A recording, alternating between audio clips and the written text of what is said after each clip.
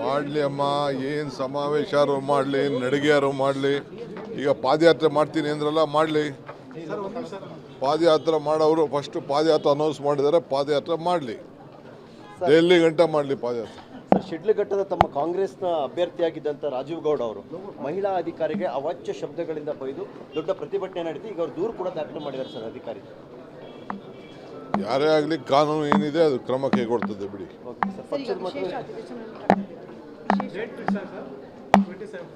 ನಮ್ಮ law minister ತಿಳಿಸ್ತಾರೆ. ಮಾಡಲಿ ಅಮ್ಮ, ಏನು ಸಮಾವೇಶರು ಮಾಡಲಿ, ನಡಿಗೆಯಾರು ಮಾಡಲಿ. ಈಗ ಪಾದಯಾತ್ರೆ ಮಾಡ್ತೀನಿ ಅಂದ್ರಲ್ಲ, ಮಾಡಲಿ.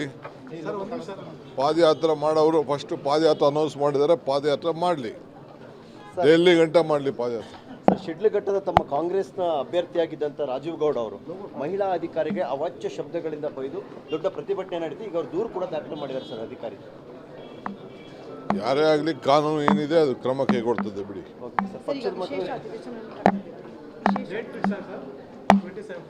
ನಮ್ಮ ಲಾ ಮಿನಿಸ್ಟರ್ ತಿಳಿಸ್ತಾರೆ. ಮಾಡಲಿ ಅಮ್ಮ, ಏನು ಸಮಾವೇಶರು ಮಾಡಲಿ, ನಡಿಗೆಯಾರು ಮಾಡಲಿ. ಈಗ ಪಾದಯಾತ್ರೆ ಮಾಡ್ತೀನಿ ಅಂದ್ರಲ್ಲ, ಮಾಡಲಿ.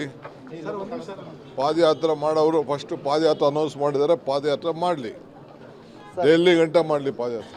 ಶಿಡ್ಲಘಟ್ಟದ ತಮ್ಮ ಕಾಂಗ್ರೆಸ್ನ ಅಭ್ಯರ್ಥಿಯಾಗಿದ್ದಂಥ ರಾಜೀವ್ ಗೌಡ ಅವರು ಮಹಿಳಾ ಅಧಿಕಾರಿಗೆ ಅವಾಚ್ಯ ಶಬ್ದಗಳಿಂದ ಬೈದು ದೊಡ್ಡ ಪ್ರತಿಭಟನೆ ನಡೆಸಿ ಈಗ ಅವರು ದೂರು ಕೂಡ ದಾಖಲು ಮಾಡಿದ್ದಾರೆ ಸರ್ ಅಧಿಕಾರಿ.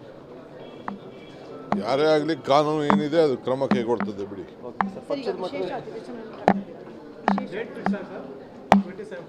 ನಮ್ಮ ಲಾ ಮಿನಿಸ್ಟರ್ ತಿಳಿಸ್ತಾರೆ.